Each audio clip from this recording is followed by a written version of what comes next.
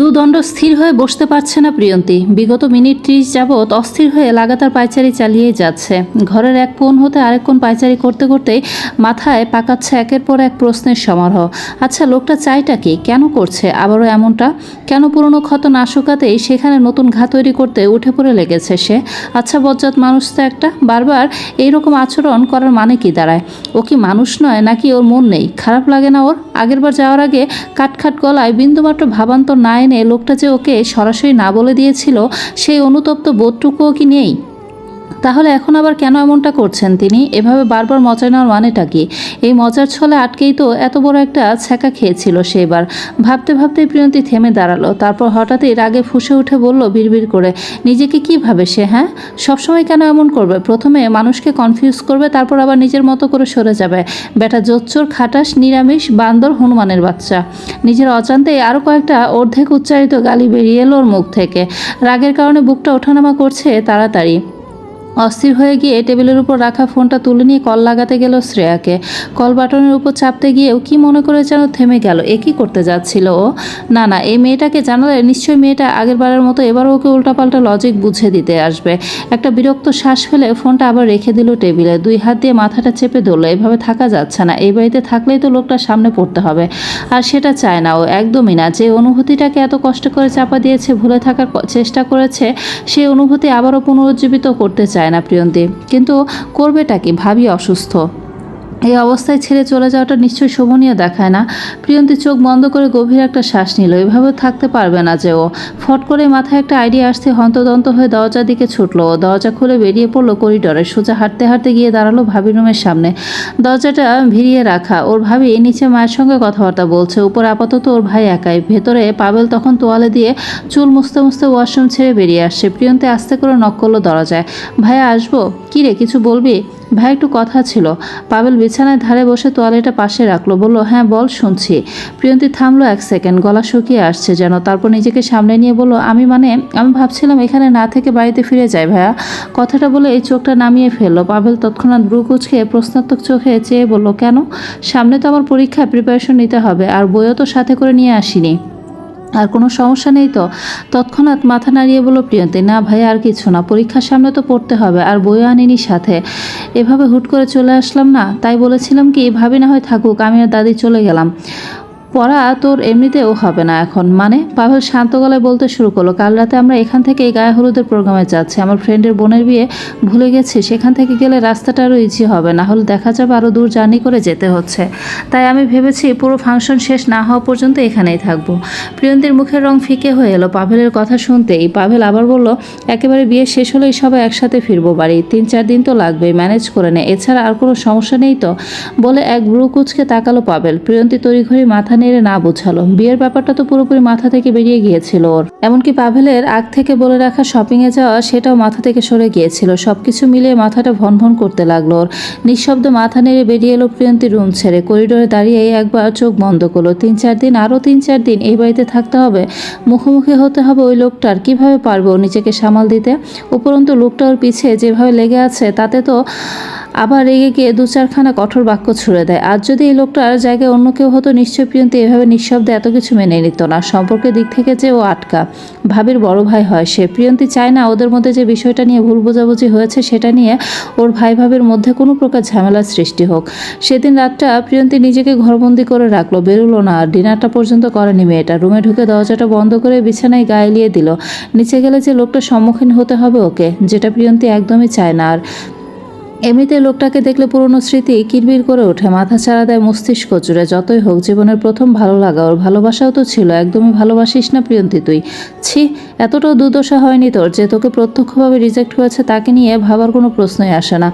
বেটা নিরামিষ একটা। মানুষকে এভাবে বিব্রত করে কি মজা পায় কে জানে। মনে মনে নিজেকে নিজে হাজার ধমকে ধামকে শান্ত করতে চাইলো। ওদিকে নিস্তলায় তখন রাতের খাবার প্রস্তুতি শেষ। মোহনা বেগম নিজে হাতে সব গুছিয়ে রেখেছেন। টেবিলে একে একে বসেছে সবাই। মিতালি, পাভেল, তাজদির, দাদি। মোহনা বেগম প্লেট সাজাতে সাজাতে হঠাৎ বললেন, প্রিয়ন্তীকে ডাকিসনি? মিতালি বলে, ডেকেছিলাম আম্মু, প্রিয় বোধহয় ঘুমিয়ে গেছে। রুমের লাইট অফ ছিল। মোহনা বেগম থামলেন, চোখ তুলে বললেন, এই সময় ঘুমিয়ে গেছে? খাবে না মেয়েটা? পাভেল বলল, ভার্সিটি থেকে আসার সময় নাকি ফ্রেন্ডদের সঙ্গে খেয়েছিল, ক্ষুধা নেই বলল। ও, সবাই মনোযোগ দিল খাবারের পুরোটা সময় আর একটা বাক্য ব্যয় করলো না তাজদির। চুপচাপ যেভাবে এসেছিল সেভাবে খেয়ে চলে গেল উপরে। ঘুম ভাঙার সঙ্গে সঙ্গে পেটের ভেতরটা মোচড় দিয়ে উঠল প্রিয়ন্তীর। মেয়েটা ক্ষুধা সহ্য করতে পারে না। প্রথমে ঘুমালো, শেষ রাতের দিকে ঘুম ভেঙে যায় ওর। পেটের মধ্যে ইঁদুর হাতুড়ি পিটা করছে। পরপর 2 গ্লাস পানি খেয়েও শান্ত থাকতে পারছে না। মাত্র বাজে সকাল 7টা। পেটে কিছু না যাওয়া অবধি শান্তি পাবে না ভেবে এক পর্যায়ে উঠে বসে। ও মনে মনে সিদ্ধান্ত নিল নিচে নেমে টুকটাক কিছু খেয়ে নিবে। এত সকালে নিশ্চয়ই ওই নিরামিষ বেটা ঘুম থেকে উঠবে না। যেইভাবে সেই কাজ। কোনো রকম ফ্রেশ হয়ে নিচে নামতে চোখে পড়লো বড় সোফাটায় আরামসে বসে বসে সকালে পত্রিকা পড়া মোহনা বেগম।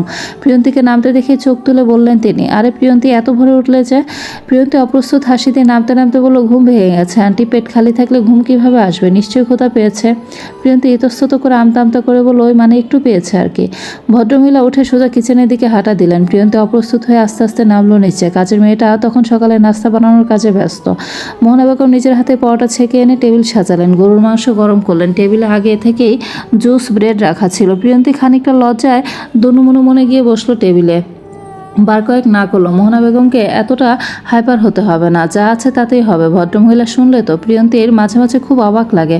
মা এত ভালো, ওর ভাবি এত মিশুক, ভালো, তবে ওই নিরামিষ বেটা কার মতো হয়েছে কে জানে। কাজের মেয়েটা ডিম পোস্ট করে এনে প্রিয়ন্তীকে দেখে অবাক হয়ে বলল, আপা এত সকালে উঠছেন যে? খিদায় ঘুম আসে নাই মনে হয় না? না খাইয়া শন কিসের জন্য?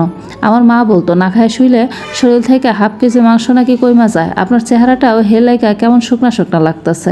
প্রিয়ন্তীর লজ্জায় মাথা কাটা যাওয়ার মতো অবস্থা। এরকম বিব্রতকর অবস্থায় পুরো শত্রু না পড়ুক। ইস, সকালের কোমল রশ্মিটুকু সরে গিয়ে ধাবিত হয়েছে খরক্ষরে রোদ্দুর। সিদ্দিকুঞ্জের ছাদটা বেশ বিস্তৃত। চারপাশে নিচের বাগানটা স্পষ্ট দেখা যায় এখান থেকে। সামনে পুরোটা জুড়ে সাজানো বাগান, গোলাপ, গাঁদা আর নানা রঙের অচেনা ফুলে ভরা বাগানটা। মাঝখানে ছোট্ট ফোয়ারা, সেখান থেকে টুপটাপ করে পানি পড়ার শব্দ ভেসে আসছে। এসব কিছুই পূর্ণ মনোযোগে ছাদে লেন ঘেঁষে দাঁড়িয়ে দাঁড়িয়ে দেখছে প্রিয়ন্তী।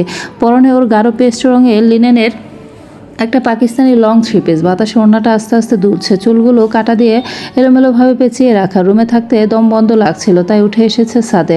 খোলা হাওয়ার নিচে থাকলে হয়তো কিছুটা ভালো লাগবে। নিয়ম মতো গতকাল রাতেও একই নাম্বার থেকে ওর ফোনে মেসেজ এসেছে। প্রতিদিনের মতো সকালে উঠে সেই ফোনে কল ব্যাক করলেও কোনো লাভ হয়নি। বারবারের মতো সুইচ অফ এসেছে। প্রিয়ন্তীর আজকাল একটু বেশি অস্বস্তি লাগে। কেন যেন খুব ভয় হয় ওর। দিন দিন সে ভয়ের মাত্রাটা বাড়ছে বই কি কমছে না। একবার মন চায় বিষয়টা ওর ভাইকে শেয়ার করতে, তবে অনেক কিছু ভেবে পরবর্তীতে পিছপা হয়ে যায়। শুধু শুধু এসব ওর ভাইকে জড়ালে দেখা যাবে ওকে নিয়ে অতিরিক্ত টেনশন করবে। মিসের কি মন খারাপ নাকি? পেছন থেকে ভেসে এলো অতি পরিচিত ভারিককে। পুরুষালী গভীর সেই কণ্ঠখানা। প্রিয়ন্তী পিছন ঘুরল না, আর না তো কোনো উত্তর দিল। এই লোকটার জ্বালায় দুদণ্ড শান্তিতে শ্বাসটাও ফেলা মুশকিল যেন। ঠিক যেখানে যেখানে এসে হাজির। গত রাত থেকে কতভাবে এড়িয়ে চলার চেষ্টা করছে। ডিনার পর্যন্ত স্কিপ করেছে, না খেয়ে ঘুমিয়ে পড়েছে। সকালে সবার আগে উঠে খেয়ে পালিয়েছে শুধুমাত্র লোকটার মুখোমুখি না হতে। ওইদিকে তাজদের কয়েক পা এগিয়ে এলো, এসে দাঁড়ালো কাছাকাছি। লোকটা দাঁড়াতে পুরুষালী ও শরীর থেকে ভেসে আসা মিষ্টি সুবাসটা ভুর ভুর করেন বাতাসের সঙ্গে এসে নাকে বাড়ি খেলো প্রিয়ন্তীর। ততক্ষণে লোকটা আরও কাছে এসে গলা খানিকটা নামিয়ে আবার বলল, মিস বোধ হয় কোনো কারণে আমার উপর রেগে আছেন। বারবার একই কথা। এবার প্রিয়ন্তীর ধৈর্য ভাঙল। জমে থাকা বিরক্তিটা আর চেপে রাখতে পারলো না। টকবক করা চোখে স্ফুলিঙ্গ ঝরে পড়লো যেন। আচ্ছা, আপনার আমাকে নিয়ে ইন্টারেস্ট কেন? হ্যাঁ, আপনার তো আবার মেয়েদের ব্যাপারে ইন্টারেস্টই নেই। আপনার ইন্টারেস্ট থাকার কথা তো অন্য কিছুতে। প্রথমের কথাটা খানিকটা উচ্চ বাক্যে বলল, শেষের কথাটুকু নিজ মনে বিড়বিড় করে করে থামে প্রিয়ন্তী। আর চোখে তাকাতেই বন্দি করে নিল লোকটার গেট আপ। বেটা নিশ্চয় সকালে ফ্রেশ শাওয়ার নিয়ে এসেছে। পরনে একটা কালো রঙের ট্রাউজার আর লেমন কালার টি শার্ট। উজ্জ্বল ফর্সা গায়ে লোকটাকে বোধহয় সব কিছুতেই কেমন অদ্ভুতভাবে মানিয়ে যায়। তুরন্ত চোখ সরিয়ে নেয় প্রিয়ন্তী। ছি, নির্লজ্জ মেয়ে, তাকাবি না, একদম তাকাবি না। মনে নেই লোকটা তোকে কিভাবে প্রত্যাখ্যান করেছে? ভেবেই কঠোর হলো প্রিয়ন্তী। সিদ্ধান্ত নিল এখানে আর 1 সেকেন্ড না, চলে যাবে নিচে। ততক্ষণে লোকটা যে এসে একদম পাশে দাঁড়িয়েছে প্রিয়ন্তী টের পায়নি। সেও রেলিংয়ে ভর দিয়ে দাঁড়ালো, দৃষ্টি স্থির নিচের বাগানে। তারপর সামান্য ঝুঁকে খুব স্বাভাবিক স্বরেই বলল, ইন্টারেস্ট তো থাকতেই হবে মিস প্রিয়ন্তী, না হলে আজকাল যেভাবে চোরের উপদ্রব বেড়েছে কখন না জানি বাড়ির মানুষকে চুরি করে নিয়ে যায়। প্রিয়ন্তী কপাল কুঁচকে তাকালো এবার। বলল, অনিচ্ছায় মানে? মানে আর কি? স্বয়ং লেফটেন্যান্ট কমান্ডারের বাড়ি থেকে তার অতি প্রিয় মাছ চুরি হয়ে যায় আজকাল। এটা কি কোনো সাধারণ চোরের কারসাজি বলুন? এই চোর নিশ্চয়ই দীর্ঘদিনের প্রশিক্ষণপ্রাপ্ত প্রফেশনাল কোনো চোর টোরই হবে, না হলে দিনে দুপুরে চুরি, তাও কিনা আমার বাড়ি থেকে। এসব কি মানা যায় বলুন? সাহসটা কল্পনা করতে পারছেন? সরাসরি নেভির একজন অফিসারের বাড়ির অ্যাকোয়ারিয়ামের হাতে দেওয়া। থেকে মাটি সরে যাওয়া জো প্রিয়ন্তীর গলা শুকিয়ে গেছে ইতিমধ্যে। মাথায় প্রচণ্ড জোরে বাজ ভেঙে পড়ল বিনা মেঘে। ইস, অত ভুলেই বসেছিল ব্যাপারটা। মাথা থেকেই তো বেরিয়ে গিয়েছিল বিষয়টা। এখন কি হবে? পরপর বলে গেল লোকটা। লোকজন যদি এই শোনে কি বলবো বলুন তো? যে নিজের বাড়ির একটা ছোট অ্যাকুরিয়ামের মাছের নিরাপদে রাখতে পারে না, সে নাকি সমুদ্রের নিরাপত্তা নিশ্চিত করবে। হাসবে না আমায় নিয়ে? আজে বাজে কথাও তো রটাবে। তীরটা ঠিক জায়গাতে লাগলো। প্রিয়ন্তীর ভিকুর ভেতরটা কেমন হু হু করে উঠলো, হাতের আঙুলগুলো থরবর করে কেঁপে উঠলো, শুষ্ক গলায় ঢুক গেল। মনে মনে আতঙ্ক ছড়িয়ে পড়েছে। তাহলে কি লোকটা জেনে গেছে যে ওই চুরি করেছে মাছটা? পরের সেকেন্ডে নিজেকে থামালো, সে নিজেকে ধমকালো মনে মনে, লোকটা তো জানেই না কে নিয়েছে, তাহলে ও এত ঘাবড়াচ্ছে কেন? স্ট্রং হ প্রিয়ন্তী, ডোন্ট বি প্যানিকড। কিচ্ছু হয়নি। গভীর একটা শ্বাস নিল প্রিয়ন্তী, মুখের অভিব্যক্তি শক্ত করলো জোর করে। প্রিয়ন্তী নিজের ভেতরের অস্থিরতা চেপে রেখে যতটা সম্ভব স্বাভাবিক গলায় বলে উঠলো, একদম ঠিক করেছে। তাজির কয়েক সেকেন্ড স্থির দৃষ্টিতে তাকিয়ে রইল ওর দিকে, তারপর আকস্মিক শব্দ করে হেসে উঠল লোকটা। আশ্চর্য, এ বেটার আবার কি হয়েছে? পাগলের মতো এইভাবে হাসছে কেন হঠাৎ? এমা কিছু বুঝে ফেলেছে নাকি আবার? আনফর্চুনেটলি ওই যে ওইখানে একটা সিসি ক্যামেরা লাগিয়েছিলাম কোনো একদিন, শুধু এখানে না, বাড়ির প্রায় প্রতিটা কোণে লাগানো হয়েছিল আর কি। দুর্ভাগ্যবশত প্রতিটি সিসি ক্যামেরায় সচল, মানে একদম ঠিকঠাক আর কি। পাশে দাঁড়িয়ে সামান্য ঝুঁকে আঙুল তুলে নিচের গেটের দিকে ইশারা করে বলল কথাগুলো। প্রিয়ন্তীর বুক ধরফর করে উঠলো আচমকায়। গেছিস প্রিয়, তুই গেছিস? এবার পরপর শুনতে পেলো আবারও। কি করব বলুন, বাড়িতে তো আর থাকি না, আম্মু একা থাকেন, মিতালিও তখন ছিল। মা বোনের নিরাপত্তার দায়িত্বটা তো আমারই, কাজের দোহাই দিয়ে তো এসব দায়িত্ব থেকে পালানো যায় না, তাই না? প্রিয়ন্তীর গলা শুকিয়ে কাঠ, ঢোক গেল বহু কষ্টে, মনে হচ্ছে গলা দিয়ে শব্দই বের হবে না। চোখ মুখ কুচকে মিনমিন করে বলল, তো আমাকে এসব বলছেন কেন? আপনি চুরিকে আমি করেছি নাকি নাকি আমি শুনতে চেয়েছি? তাসজির রূপ উঠালো, তারপর একদম নির্লিপ্ত ভঙ্গিতে ট্রাউজারের পকেটে আচমকায় ওর ফোনটা বের করলো, স্ক্রিন অন করলো, একটু স্ক্রল করে থামলো কোথাও একটা, তারপর একটা ভিডিও প্লে করে ফোনটা প্রিয়ন্তীর দিকে এগিয়ে ধরলো। সেটা বলল বড্ড স্বাভাবিক গলায়, দেখেন তো এনাকে চিনেন কিনা? আমার কাছে কেমন যেন চেনা চেনা লাগছে। মেয়ে মানুষের প্রতি আমার ওরকম কোনো ইন্টারেস্ট নেই তো, অভিজ্ঞতাও কম। আপনি বোধহয় চিনবেন, দেখুন না, একটু ভালো করে দেখুন, চিনেন কি না? প্রিয়ন্তী প্রথমে তাকাতে চাইলো না, কিন্তু পরিস্থিতি এমন, না তাকিয়ে উপায় নেই। ভয়ে ভয়ে চোখ তুললো। স্ক্রিনে দৃষ্টি পড়তে চোখ দুটো একদম কপালে উঠলো বিস্ময়। বাকরুদ্ধ কিং কর্তব্য বিমূঢ় হয়ে পড়লো কতক্ষণ। ভিডিওতে স্পষ্ট দেখা যাচ্ছে চারপাশ ফাঁকা দেখে চুপি চাপি ছাদে উঠেছে একটা মেয়ে। পায়ের শব্দ কমানোর জন্য প্রায় টিপটাপ করে হাঁটছে। দরজার কাছে এসে একবার ডান বাম তাকালো, তারপর অতি সপ্তপর্ণে চিলেকোঠা দরজাটা খুলে ঢুকলো ভিতরে। সোজা এগিয়ে গেল অ্যাকুয়ারিয়ামের সামনে, কিছুক্ষণ দাঁড়িয়ে রইল মাছটার দিকে তাকিয়ে, তারপর আবার চারপাশে তাকালো একবার।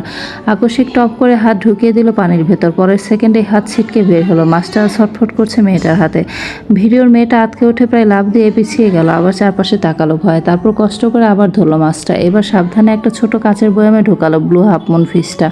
ঢোকানোর পরও বয়ামটা ধরে দাঁড়িয়ে আছে, মুখে এমন ভাব যেন পৃথিবীর সবচেয়ে বড় অপরাধ করে ফেলেছে। শেষে আবার টিপ টিপ করে দৌড়ে পালালো ঘর ছেড়ে। দরজা বন্ধ করতে গিয়েও একবার পিছলে প্রায় পড়ে যাচ্ছিল। জাস্ট এতটুকুই, ভিডিও শেষ। প্রিয়ন্তীর মুখের রং ফ্যাকাশে, ঠিক চোর ধরা পড়ার মতোই হয়েছে। পুরো শরীর বরফ হয়ে জমে আছে জায়গাতে। শেষ, মান সম্মান যা ছিটে ফোটা বেঁচেছিল সেটাও শেষ আপাতত। ধরা পড়ে গেছে সে একেবারে হাতে নাতে। একটা কাজও ঠিকঠাক মতো করতে পারিস না, হতচ্ছরি গাধি। তোকে শ্রেয় এমনিতেই বলে, একবার তো ভালো করে দেখে নিবি কোথাও কিছু আছে কিনা। মনে মনে নিজেকেই গাল দিতে ইচ্ছে করছে ওর।